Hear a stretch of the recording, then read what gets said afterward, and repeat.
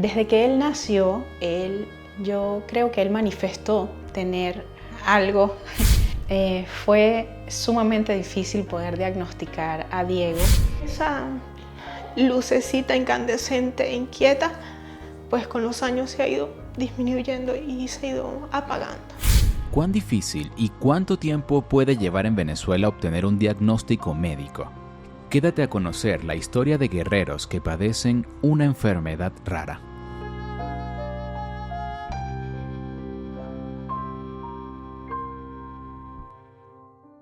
De acuerdo con la Organización Mundial de la Salud, la enfermedad rara es aquella cuya frecuencia de aparición en la población es inferior a 5 casos por 10.000 habitantes. En su mayoría, puede estar originada por un trastorno genético.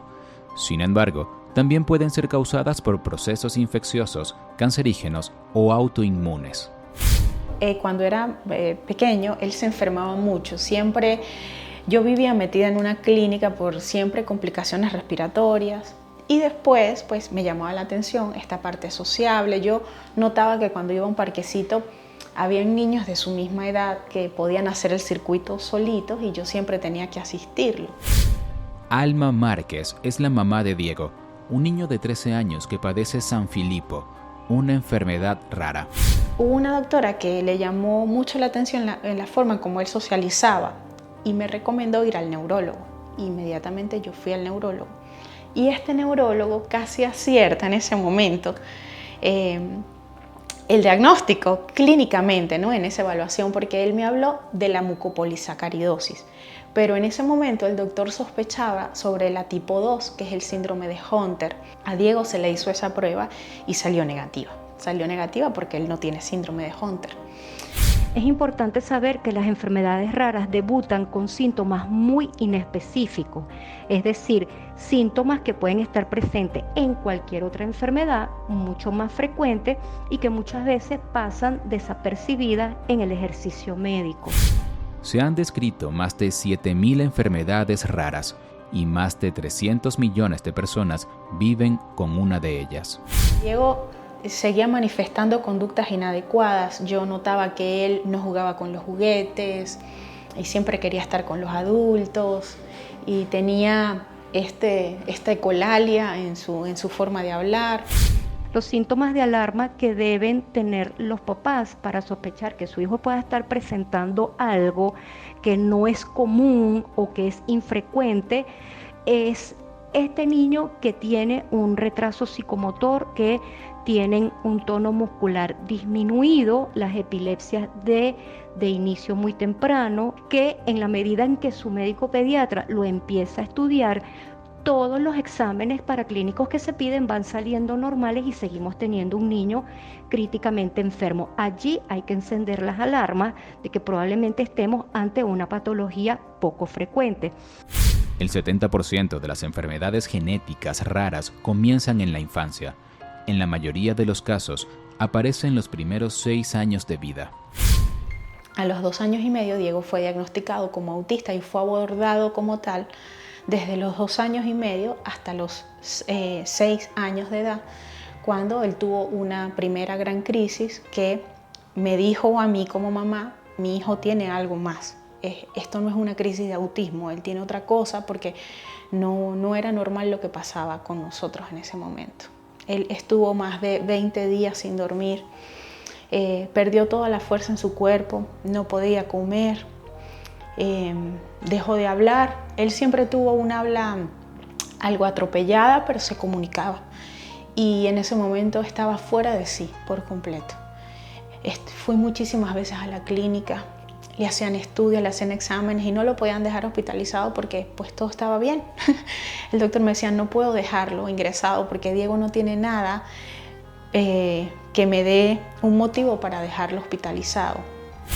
Cuando el médico tiene frente a sí un niño con autismo, pero que nada más ve la punta del iceberg, está dejando de ver que es un chico que tiene alteraciones musculoesqueléticas, o que tiene otitis medias a repetición, o que tiene un fenotipo peculiar, es decir, que tiene un rostro con unas características faciales toscas o bastante atípicas en comparación con la población general, entonces nos vamos quedando solamente con el diagnóstico del autismo y eso es lo que genera la confusión. Hasta la fecha, los conocimientos técnicos son escasos y dispersos. Solo están disponibles en un pequeño número de centros médicos y varían según la región.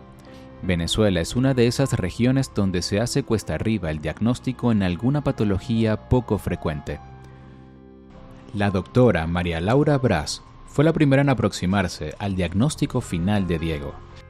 Había ido a varios congresos con un doctor que trabaja en la unidad de pesquisas neonatales del Hospital de Clínicas de Porto Alegre y ella le escribió al doctor. Ella me hizo el favor de contactarle, de escribirle una carta, le envió mi informe y nos respondieron de forma positiva que nos podían recibir. Y allá fuimos a parar. O sea, para mí fue impresionante escucharla decir que ella sospechaba que Diego tenía Sanfilippo.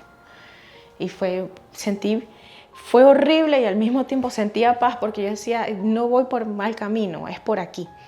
Fueron 14 largos días a esperar ese resultado. Después que le tomaron las 2 muestras de sangre y de orina, a los 14 días me dieron el resultado que era positivo. El trastorno de Diego se le conoce como Alzheimer infantil o mucopolisacaridosis 3. Este trastorno tiene 4 subtipos, A, B, C y D, y cada uno se clasifica según la enzima faltante. La incidencia estimada es de 1 por cada 70.000 nacimientos. Diego tiene Sanfilippo tipo A, la más frecuente y mejor estudiada, pero también la más devastadora. El inicio es prematuro y la progresión más rápida. Su organismo no produce una enzima llamada heparan N-sulfatasa.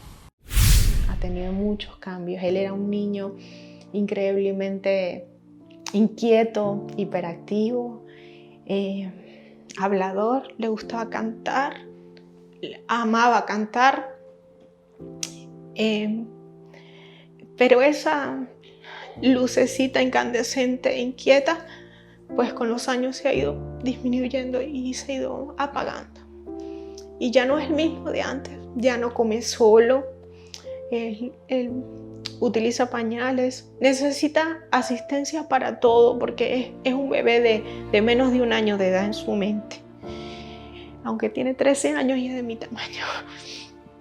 Esos son los cambios que él ha tenido. Y era un niño muy cariñoso, la persona más dulce que alguien pudiera conocer. Y él ya no hace demostraciones de cariño, no hace. La realidad de estas enfermedades es que suelen ser crónicas, progresivas y con frecuencia potencialmente mortales. Se traduce en una situación de sufrimiento real tanto para la persona que padece la enfermedad como para su familia. Quizás el costo más grave que puede tener el no diagnóstico de una enfermedad rara es que ese niño, ese adolescente o ese adulto muera sin tener un diagnóstico definitivo y muchas veces quedan con diagnósticos genéricos o con múltiples diagnósticos cuando en realidad la causa era una sola. El camino de Diego es solo una pequeña muestra de toda la lucha que viven las personas con alguna enfermedad rara. Y Alma es la prueba fiel de cuán difícil y cuánto compromiso debe existir en los familiares, padres o cuidadores de estas personas. Quiero que sepan que es posible ser feliz a pesar de las circunstancias, que es posible sonreír, que es posible tener un día bonito y que se agarren de ese momento y lo multipliquen en el tiempo, porque es la única forma de salir adelante, de mantenerse de pie y de seguir cuidando con amor a esa persona que depende completamente de ti.